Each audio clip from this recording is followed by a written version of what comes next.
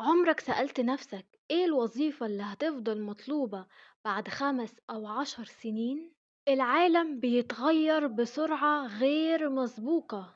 التكنولوجيا بتخلي فيه مهن بتختفي، وكمان بتخلق مهن جديدة. عشان كده اختيارك لمسارك المهني ما بقاش مجرد خطوة، ده قرار مصيري. في الفيديو ده هنتكلم عن أكتر المهن المطلوبة في المستقبل، وظائف هيكون عليها طلب عالي ورواتبها قوية جدا، والأهم إزاي تجهز نفسك من دلوقتي عشان تكون واحد من الناس اللي السوق محتاجهم فعلا. لو مهتم بمستقبلك فعلا فالفيديو ده ليك. أول مجال وهو الذكاء الاصطناعي وتعلم الآلة AI and Machine Learning. الذكاء الاصطناعي ده هو العقل اللي بيخلي الآلة تفهم وتحلل البيانات وتتعلم من نفسها. زي مثلا لما بيجيلك اقتراح لمشاهدة فيديو على اليوتيوب أو على الفيسبوك، والمساعد الصوتي وأنظمة الترجمة، كل دي بيعملها الذكاء الاصطناعي. المجال ده مطلوب بكثرة لأن الشركات بقت عايزة تقلل التكلفة وتزود السرعة وتاخد قرارات أدق. وفي تقارير التوظيف العالمية بتصنف ال AI من أسرع المجالات نمواً في العالم. مين يقدر يشتغل في المجال ده؟ المبرمجين ومحللي البيانات والباحثين. تاني مجال وهو تحليل البيانات Data Analysis. الفكرة ببساطة إن العالم بقى عبارة عن أرقام، وكل قرار ناجح وراه تحليل لبيانات الأرقام دي. ليه المجال ده مطلوب؟ لأن أي شركة عندها مبيعات وإعلانات وعملاء، وكل ده محتاج حد يفهمه. الشركات بتحدد هتبيع ايه والمين وامتى بناء على تحليل البيانات دي. ميزة المجال ده ان هو مطلوب في كل الشركات وكل المجالات، وكمان دخله كويس. تالت مجال وهو الأمن السيبراني السايبر سيكيورتي، لأن كل لما التكنولوجيا بتزيد الخطر كمان بيزيد، لأن في حسابات بتتسرق وبيانات بتتسرب وشركات بتخسر ملايين، وده بسبب الهجمات الإلكترونية على البنوك والمستشفيات والشركات الكبيرة.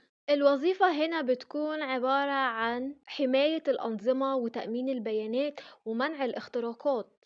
رابع مجال وهو تطوير البرمجيات والتطبيقات. ليه المجال ده مش هينتهي؟ لأن كل حاجة بقت عبارة عن تطبيق على الموبايل أو موقع على النت أو نظام رقمي. حتى المحلات الصغيرة اللي بنلاقيها لو مشينا في الشارع عندها تطبيق على الموبايل. مميزات المجال ده إنك تقدر تشتغل أونلاين وإنت قاعد في بيتك، وممكن تشتغل مع شركات عالمية. خامس مجال وهو الصحة النفسية والعلاج النفسي. العالم كله تقدم بس الناس تعبت. ليه المجال ده مطلوب؟ بسبب زيادة الضغوط والاكتئاب والقلق والاحتراق النفسي، وعشان كده زاد الوعي بالصحة النفسية وانتشر العلاج الأونلاين والكوتشنج والدعم النفسي كمان. المجال ده إنساني جدا ومؤثر. سادس مجال وهو التسويق الرقمي وصناعة المحتوى، لأن معظم الناس بقت موجودة على السوشيال ميديا اليوتيوب والإنستجرام والتيك توك. الشركات بقت بتصرف ملايين على الإعلانات الرقمية. الوظائف الموجودة في المجال ده كتيرة جدا، ومنها كتابة المحتوى، إدارة الصفحات، وصناعة الفيديو. سابع مجال وهو الطاقة المتجددة. العالم كله بقى بيدور على طاقة نظيفة ومستقبل آمن، وبقى يتعمل مشروعات ضخمة للطاقة الشمسية والرياح. الوظائف في المجال ده منها مهندسين فنيين أو باحثين. تامن مجال وهو التعليم الرقمي. ليه التعليم اتغير؟ لأن الكورسات بقت أونلاين والشهادات الرقمية انتشرت. في ملايين من الأشخاص بيتعلموا من البيت أونلاين. الوظائف المتاحة في المجال ده وهي مدربين أو صناع محتوى تعليمي. تاسع مجال وهو إدارة المشاريع. ليه المجال ده مطلوب؟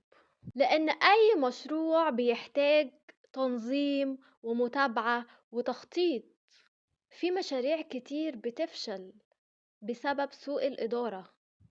عاشر مجال وهو الواقع الافتراضي والميتافيرس. ليه المجال ده له مستقبل؟ لأن كتير بقى يتعمل الاجتماعات الافتراضية والتعليم الافتراضي ونوع جديد من الترفيه. في النهاية أحب أوضح لكم إن المستقبل مش حاجة بنستناها، المستقبل حاجة بنبنيها من دلوقتي. والمهن اللي اتكلمنا عنها دي مش مجرد وظائف، دي فرصة حقيقية لأي شخص مستعد يتعلم ويتطور ويواكب الواقع.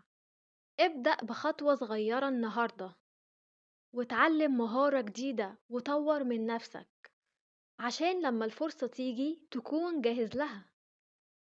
لو حابب تكون جزء من المستقبل ابدأ من دلوقتي.